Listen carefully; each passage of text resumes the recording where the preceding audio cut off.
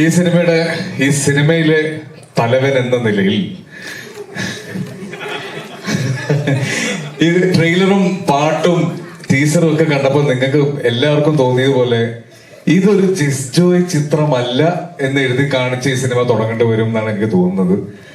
മഴപ്പാടും എന്ന് എഴുതി തുടങ്ങിയ ആളാണ് തീത്തലവന എന്നിപ്പോ പാടിക്കൊണ്ടിരിക്കുന്നത്. ഇത് ജിസിന്റെ ഒരുപാട് അത്ഭുതപ്പെടുത്തിയ ഒരു ചോയ്സ് ആണ്. ഞാൻ ജിസിന്റെ കൂടെ ചെയ്ത് ഏറ്റവും കൂടുതൽ ആസ്വദിച്ച് ചെയ്ത 2 സിനിമകളായിരുന്നു. 3 സിനിമകളുണ്ട്.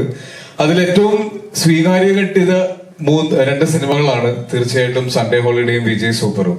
അപ്പൊ ആ 2 സിനിമ കഴിഞ്ഞപ്പോ മലയാള സിനിമയിലെ ഫീൽ ഗുഡ് സിനിമയുടെ ബ്രാൻഡ് അംബാസിഡർ എന്നുള്ള ഒരു പദവി ജിസ് ജോയ്ക്ക് കിട്ടുകയും അത് കഴിഞ്ഞ സിനിമ ഞങ്ങളുടെ ഇന്നലെ വരെ എന്ന സിനിമയിലൂടെ അത് ബ്രേക്ക് ചെയ്യാൻ അദ്ദേഹം ട്രൈ ചെയ്തു. ഈ സിനിമയിൽ അത് കംപ്ലീറ്റ് ആയിട്ട് ബ്രേക്ക് ചെയ്തു എന്ന് ഞാൻ മനസ്സിലാക്കുന്നു.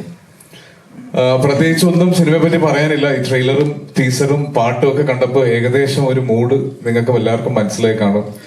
ഒരുപാട് പ്രതീക്ഷകളോട് കൂടിയാണ് ഈ സിനിമ ഞാൻ റിലീസിന് വേണ്ടി കാത്തിരിക്കുന്നത്.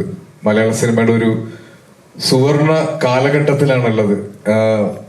രണ്ടു ചോദിച്ച പോലെ എന്തുകൊണ്ടാണ് ഈ സിനിമ ഇറങ്ങാൻ ലേറ്റ് ആയത് എന്ന് ചോദിച്ചപ്പോ വളരെ സന്തോഷത്തോടു കൂടി പറയാം, ഇറങ്ങിയ എല്ലാ സിനിമകളും മലയാള സിനിമകളെല്ലാം തിയേറ്ററിൽ നിറഞ്ഞു നിന്നതുകൊണ്ടാണ് ഈ സിനിമ ഇറങ്ങാൻ ലേറ്റ് ആയത്. ഇനി ഈ സിനിമയ്ക്ക് കുറച്ചുനാൾ ഓടാനുള്ള സ്ഥലവും സൗകര്യവും ഇവിടെ വേണം.